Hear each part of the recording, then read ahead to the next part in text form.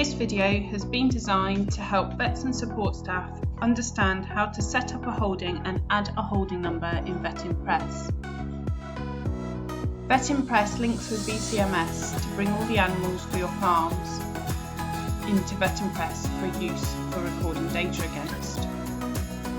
Once a client has been activated in VetIMPRESS, please see the previous tutorial if you are unsure how to do this. You should then set up the holding. You should start by logging in to web.vetimpress.com with your usual username and password.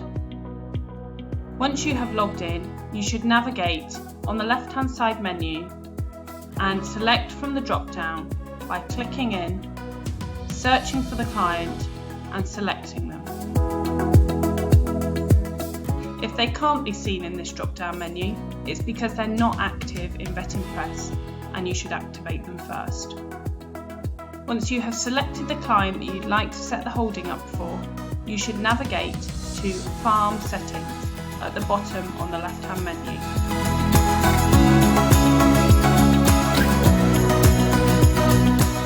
This will give you an overview of the details straight away. The first time that you log in, there is unlikely to be a holding number. There is therefore unlikely to be a number of animals. You should click Edit next to the farm.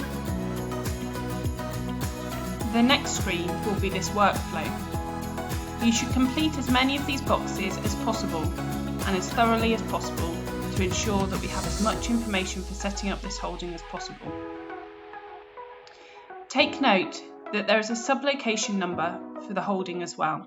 So if a farm has a sublocation, the sublocation number must go in the box below the main holding number.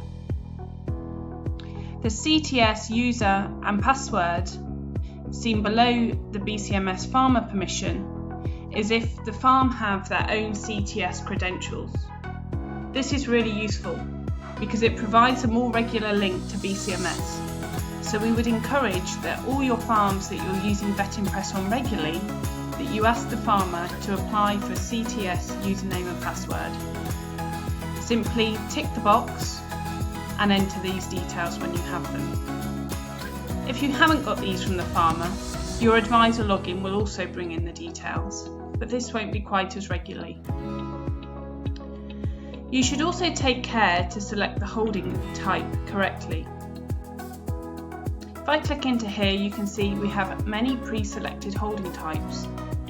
It's important that, for example, if they're a dairy herd, that you select dairy herd, because this will affect how much of the workflow you can access.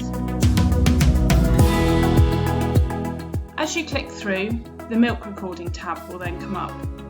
If they're milk recording, you should tick this box, click Add Provider, select the provider, enter the milk herd reference number and then hit the green Save button above that box. You should then click Next and onto the milk buyer. If you have these details, again you can click the tick box and add the buyer. Again, you should hit Save and hit Next. If they're using some on-farm software, again, click the tick box, add the provider and hit Save.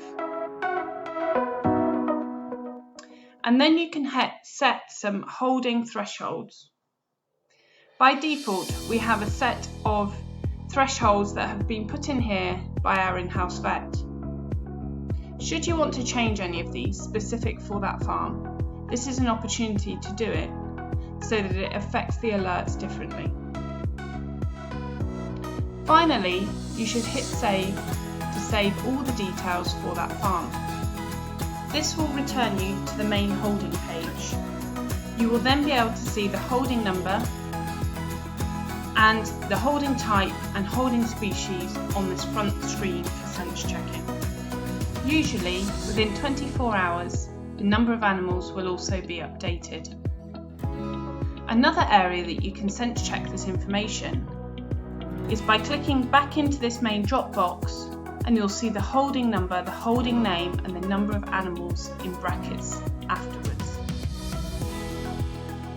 Please see a separate tutorial for how to do a manual sync with VetIMPRESS to bring in animals ready for when you're next on farm.